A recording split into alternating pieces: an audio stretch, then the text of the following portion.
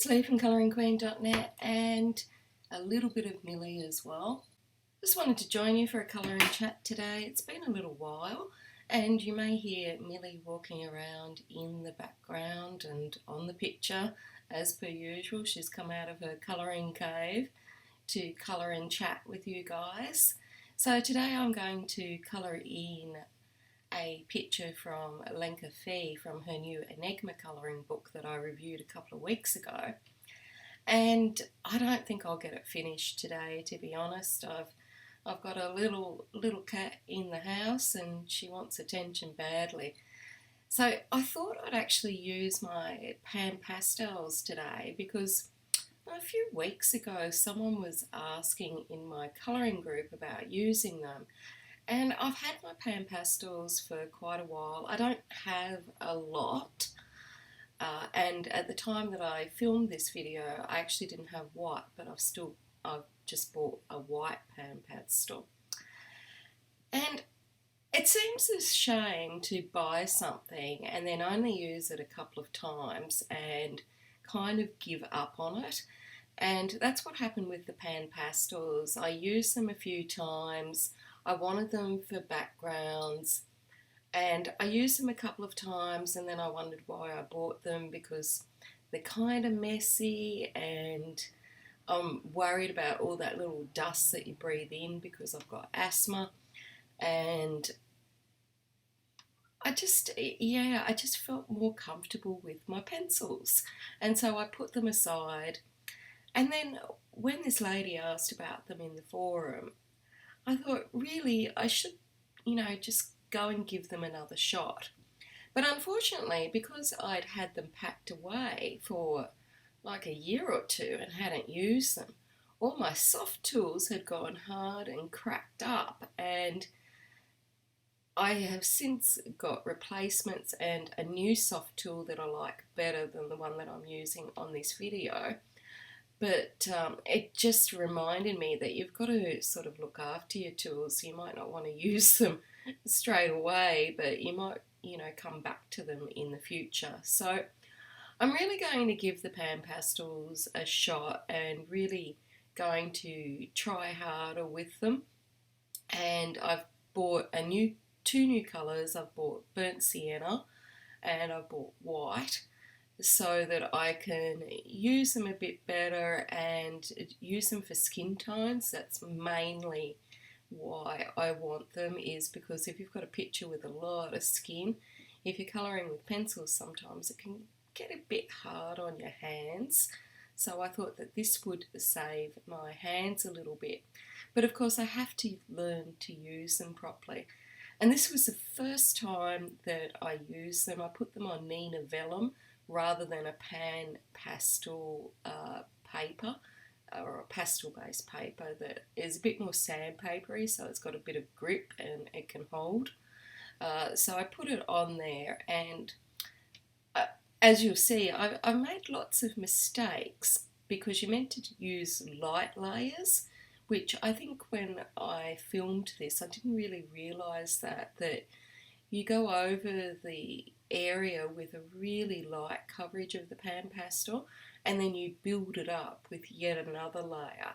So it's way quicker than pencil, of course, but you're still doing that layering to build up, because if you go over in one big thick chunk, you can't add extra detail with pencil or whatnot if you want to later on.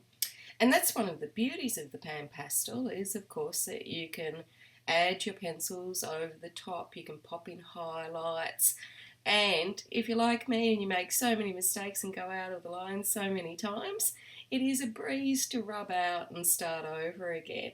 In actual fact, Millie was walking all over this picture when I filmed it, so this is a voiceover that I'm adding in later. I actually find it more relaxing to just colour without any audio and then add that in later. So that's what I've been doing. So sometimes it might be weeks later that I add the audio in. But Millie walked in the actual Pastels and actually splattered the picture with her little paw prints. So it was no problem at all. She used, of course, the bright blue. And she had blue little paws, and I tell you what, it might be easy to get off paper, but it's not easy to get off Cat's paws. I was rubbing her paws for ages with water and whatnot, trying to get this pan pastel off, but and she hates you touching her paws, so that was a lot of fun. And it actually didn't come completely off for a few days. So it really sticks to cats if you want to get into colouring cats. I don't recommend that. Um, but anyway, so luckily I was able to rub out completely with the just a normal white eraser all the little paw prints and the little blue things that Millie had carted over the picture. And you can't even tell, it just comes off so easily. But it's definitely something that I need to practice. And because these are like $10 Australian a pan, I really think, I need to put in a lot of time and try and figure out how best to use them.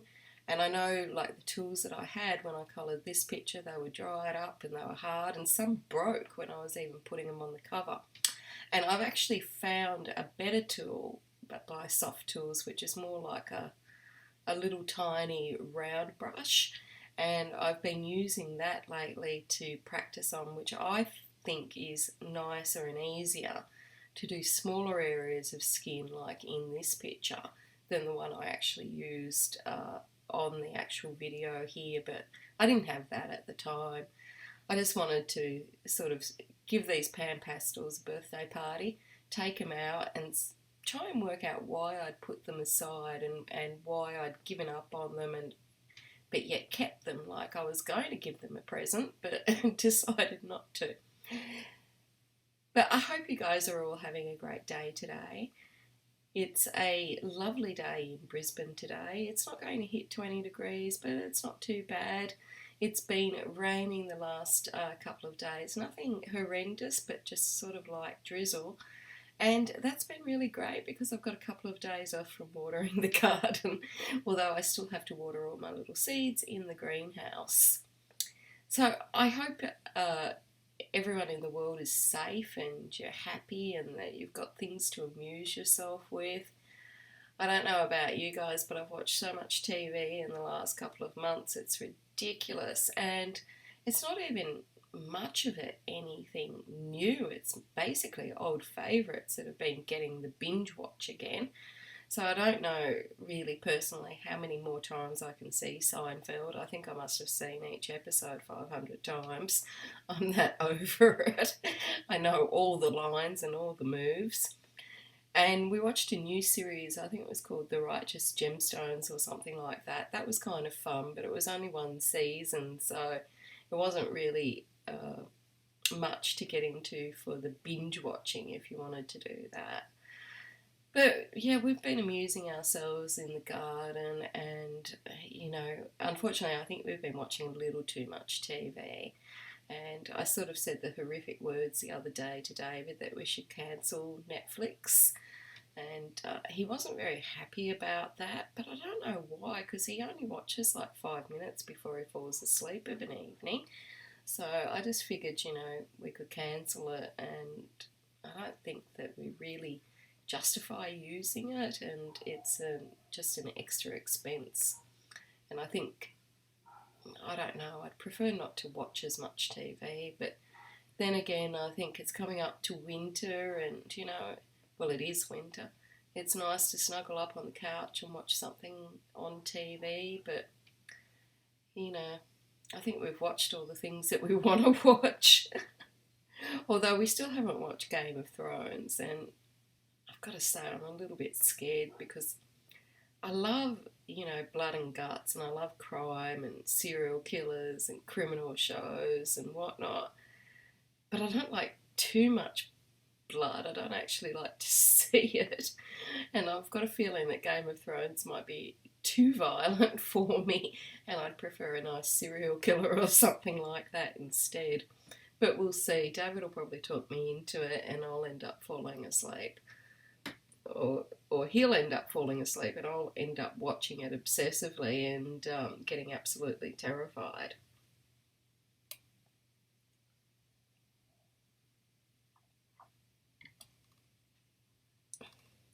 So I've got Millie sitting up on the desk today. She's got a new present. It's a little cat cave and she can sit and snuggle in it because she was feeling very cold of a morning on her little back, which is quite funny considering how fluffy she is. So we got this from Kmart for her. It was only cheap, but she's happy with it. Well, at first she wouldn't go in and play with it, but then I put one of Charlie's old blankets in there and now she's been going in and cuddling up to it. So she is quite happy now and her little back's kept warm, so that's all good. And in about half an hour from now, so I might have to end this recording and then come back again, I'm getting a surprise delivered to me. And it's not a colouring book, it's not pencils, it's not anything like that. It's way bigger and it's actually a car. I'm finally getting my car back. So for the last, I think, 5 years since I bought my car, I took it for a test drive and I used it when David was in Sydney a couple of times. So basically 2 weeks I've driven my own car and David's had it for the rest of the time. And then when his father died a couple of years ago, his father's car, his mum decided at the ripe old age of 70 plus that she would learn how to drive, and so she kept her husband's car because she thought that she would drive it. Anyway, she took all the driving lessons and whatnot and she was doing really well.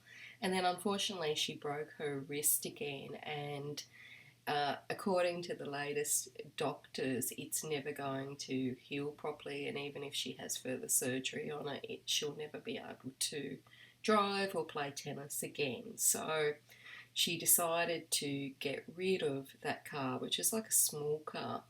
Anyway, David's other brother said, well, he would have the car and he would swap his hatchback for it.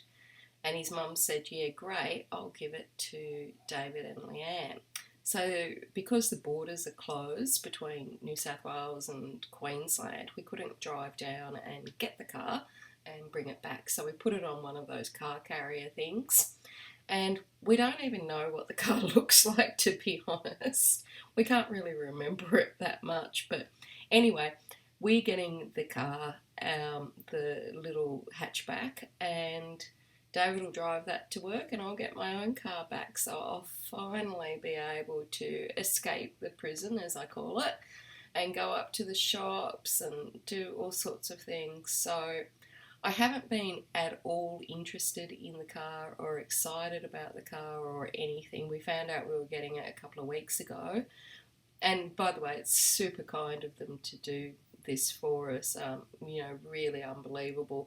It's because they've all got 2 cars and we're, I think, the only ones that don't. But anyway, it's a really lovely thought. But when they told us about it, it was actually the night that we took Charlie to the emergency vet, and they were ringing up and I was like, I'm really not interested, talk later, we're at the vets. And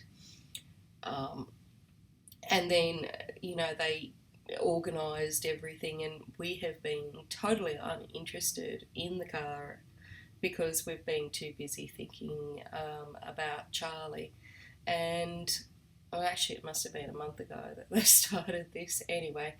So today's the only day that I've actually shown some mild or pretty good interest, I think, in the car, because they rang up a couple of hours ago and said it was coming at 10:30, so half an hour for me, and they were dropping it off. And so now I've started to get actually mildly interested in this car, mainly because I'll get mine back.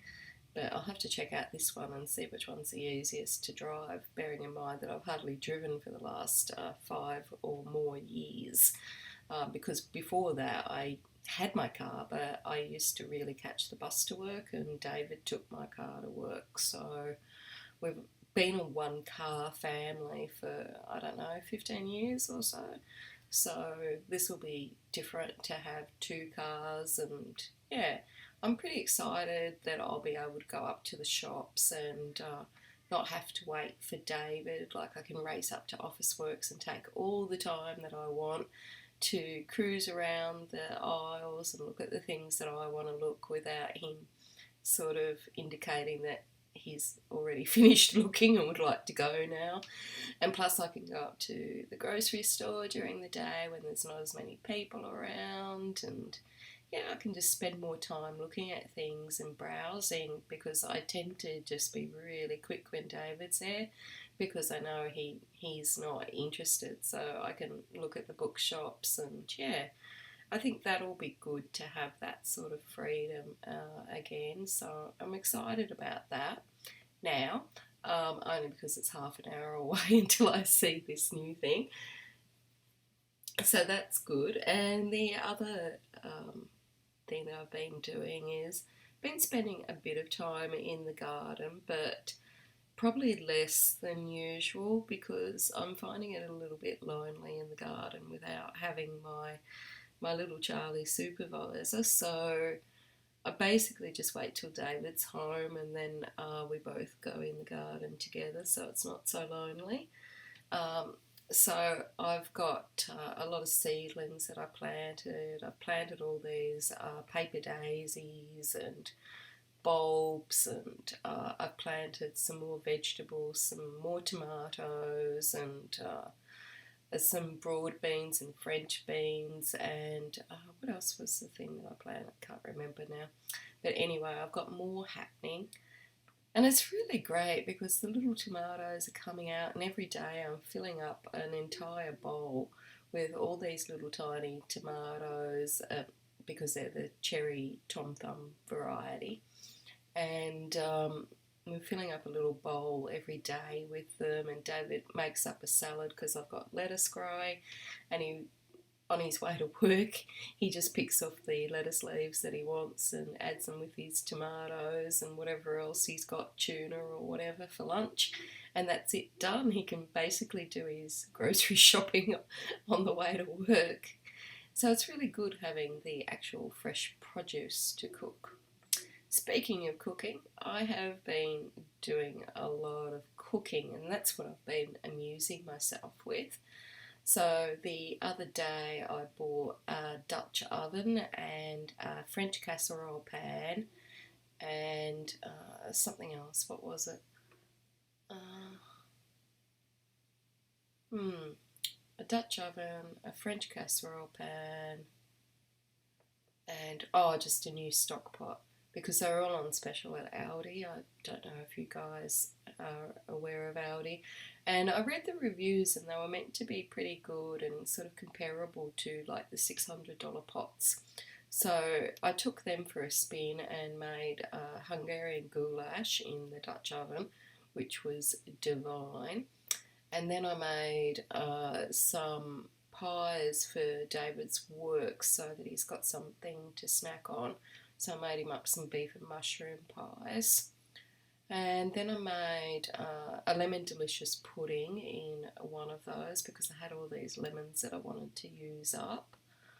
And then I made just some normal quiches.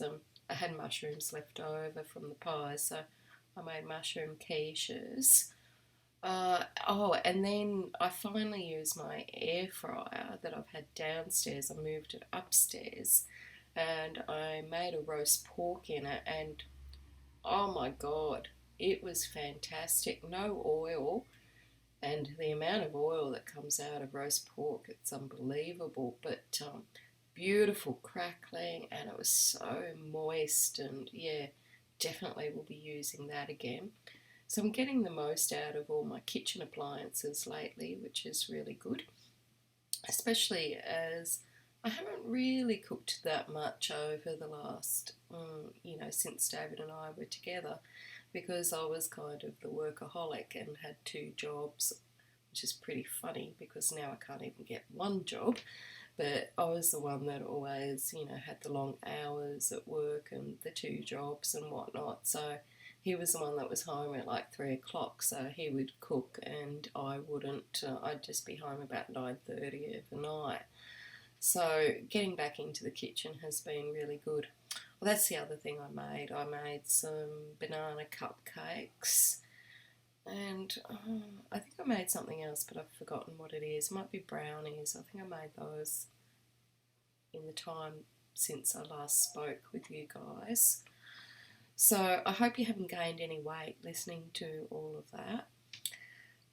Big lineup of food. And the problem is, because there's only two of us, I have to freeze quite a bit of it because we can't get through it. Like the roast pork we ate, I think 2 nights in a row, and if I'd served it up another night, I think there might be a revolt on David might just go, no more pork roast, not for a while. So yeah, because there's only two of us, I often just portion it up and put it into little containers and put it in the freezer, and then he can grab one and take it to work, or maybe he can, eat one at night or whatever.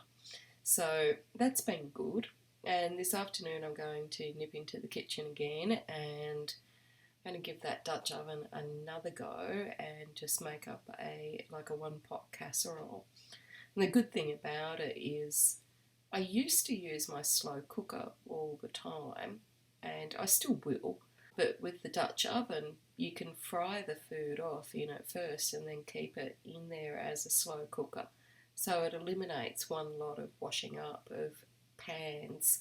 So I think that's a bonus. Plus the slow cooker is very hard to wash up because it's such a big container to get in the sink and so heavy to hold. So I'm really enjoying the little Dutch oven. And it's not a very big size, so it's good for us and to put some things in the freezer. So if you've been cooking up a storm, I'd love to know what you've cooked. I'm always after things to inspire me, or things that I can make for David's lunch that are easy to pack and easy for him to heat up. He eats a lot. Oh, that's right, I've got to make some bread this afternoon as well. He eats so much, and I really find it hard to fill him up because I can't fathom how someone can eat that much for lunch. But I guess it's a thing with tradies that they eat quite a bit, whereas office workers like me tend to just eat a sandwich or something. But it fascinates me how much he can eat just for lunch when he reels it off, and I'm just sort of sitting there going, I can't believe that you've eaten all of that and now you want dinner and dessert. So I don't mind what he eats. He burns it all up. He's very physical and very fit, so whatever works for him. I just wish I could find the magic formula of actually finding something that he'll eat and will fill him up and is good for him as well, and that's got enough food in it for him to last the lunchtime. Because I hate it when he says that he stops off at the shop or something and gets something to eat because he's still hungry. I feel like I haven't provided enough food, but I mean, he's quite capable of providing for himself as well. I just like to do it because I'm at home and I'm not working and I like cooking. I don't think it'll always be like this, but while it is, I may as well enjoy it. So if you've got any favourite recipes or slices or anything like that, I'd love to hear. I really like to bake, so that's kind of my thing. So, but the problem is, even when I make a small cake, it's way too big for both of us. And the other week I made like little mini layer cakes, but still we only, want a couple, and then it ends up in the freezer in a pit, to be taken out later. That's why I prefer cupcakes. They're easier to freeze and, much easier overall for him to take to lunch. Or slices. I made a lemon slice as well the other day because I had all these lemons. So I used that up and he was able to take that to work. He never wants to share these things at work either, and that's a pain because I've made a whole tray of stuff, and either I have to have something that can freeze, or he's got to gobble it all up, or it just goes to waste. And so, as well as the cooking and the gardening, I've been looking for a job. That's really disheartening, so we'll just move on with that subject because who needs to hear it? And I've also been spending a lot of time with Millie. A few people have asked about Millie. She's a lot more sensitive and emotional than what I credited her with, and she's really felt lonely and lost for the last month or so. So she's been getting a lot more cuddles and pats, and sadly, she's been getting quite a lot of treats. And I think the vet's going to have something to say about that because I think she's gained like a kilo. But anyway, it's not a permanent thing. It's just while she's so unhappy. So we're trying to do our best to give her lots of cuddles and lots of support and whatnot while she's not herself. So hopefully she's a lot better now than what she was, but hopefully she'll be back to her normal little self, soon enough. She's 90% there, I'd say. And the other thing that we've been doing is that we've been looking for a new dog. And at the moment, I can't really find it in my heart to get a new dog because I still just think of Charlie, and so does David. But we are open to the idea, and we've sort of decided on a breed of dog. We both like the cavoodles because they remind us of Charlie, but they don't really remind us of Charlie. They've got his cute sort of little face and soulful eyes, but they're a complete different colour and fur texture and whatnot.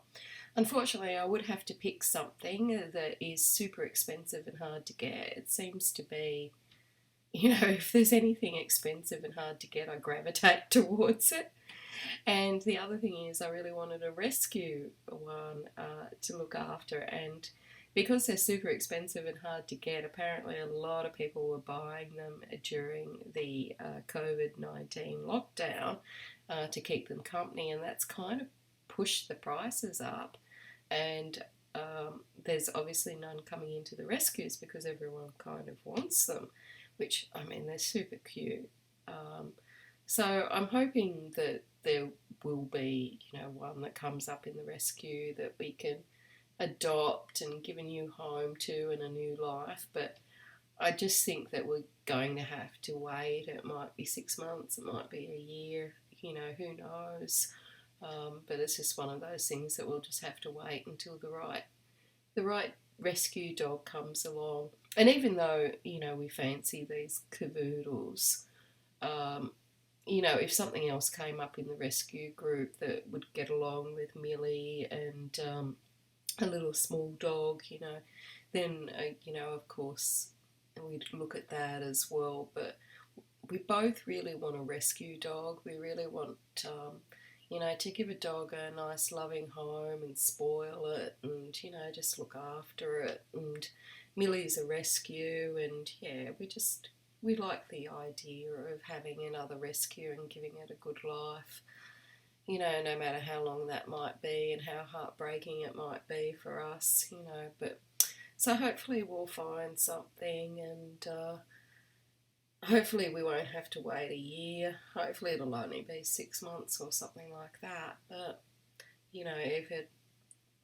if it takes a while, it takes a while, I guess, and I guess it'll give us time to get adjusted to a new little pet in our lives as well, because I don't want a replacement for Charlie. He was his own little dog, and I want to have my heart open to another little dog that I can love, unconditionally and without comparing him to Charlie. So, that might take a while to, get to that emotional position. So, it might be 6 months or a year, and then we have to, find the right dog for us and for Millie. So, hopefully, something will come up sooner rather than later. But I guess these things always come at the right time. So, we just have to, trust that will happen. And the other thing that I've been doing is that I've been sorting through my colouring books and my pencils and whatnot. I'm actually going to have a de-stash. I think I've mentioned this before. I feel like too many around because I find it a bit too distracting for me. But there are things like these pastels that I've had, and I really want to master them. I really want to learn how to use them properly before I decide if they're for me or not, because sometimes I give up on things far too quickly and I don't give them a chance. And then I realise afterwards that I actually did like them, but I just didn't know how to use them, or I wasn't using them properly, or I wasn't using them in the correct way, or on the correct paper, or any of those sorts of things, or even for the right picture. But that's it from me today. I hope you are having a lovely day and that you're staying safe. And until next time, happy colouring.